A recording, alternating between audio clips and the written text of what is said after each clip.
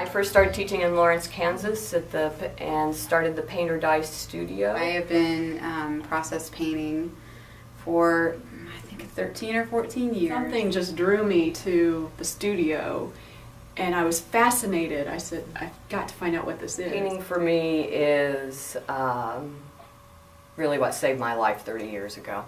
There was just something that stirred inside of me that it's really hard to even, put into words, but I knew when I was done that I was changed. It's really transformed my own personal work. I had never picked up a paintbrush, or it didn't matter that I didn't know how to paint or make any sort of art. And it absolutely altered my life.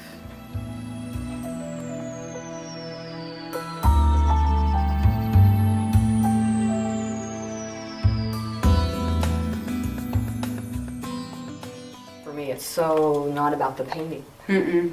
Mm-hmm. Actually, I think of it as an engaged meditation practice.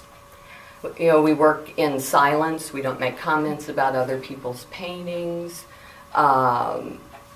There's engagement between a painter and the facilitator in a very intimate, personal way about what's happening in the painting and what's happening inside of them, and then how can that be expressed? How can we find expression for that?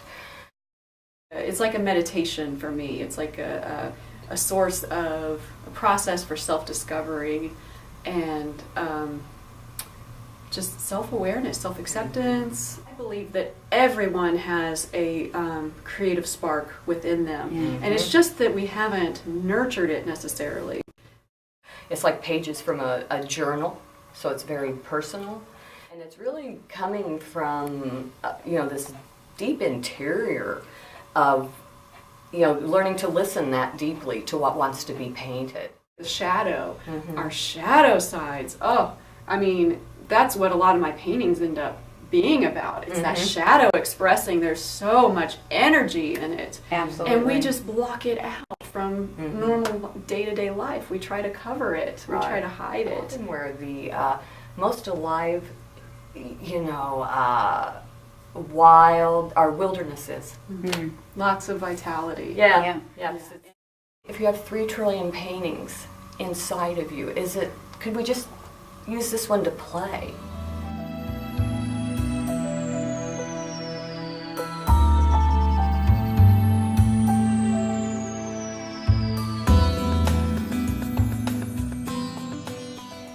There's really no experience necessary.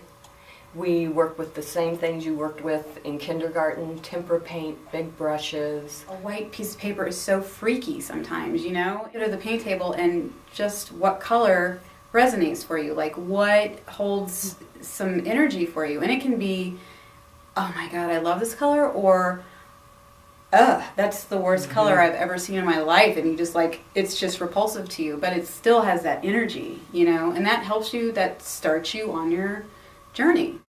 I always let people know that in the beginning of a workshop, there's a lot of support to move through that difficult place, that challenging place, and to really come to a place where it feels like, it feels so good to feel the brush on the paper and the paint, and to be in touch with that, and to feel your other painter friends breathing along with you and struggling with you. There's something so much bigger than what we actually end up with. So I see it as an integrative activity we get to really allow ourselves to feel all of it. Thought, noticing thinking, noticing feelings in the body, noticing emotional states, and just not blocking any of them, but just meeting them as they arise. To begin to dispel the myths that we've created about our lives and who we are and what's possible, and how many of us go, I can't do that, and so we give up on ourselves. Build a resiliency. It's not like it's going to stop us from having hard times or challenges, but it gives us this sense of, I've got the substance to be there for it.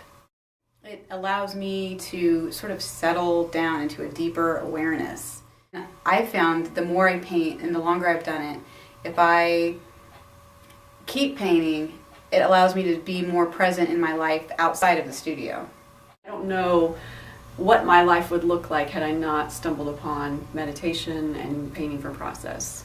But it did just absolutely, it changed the course of my life, and I'm so grateful.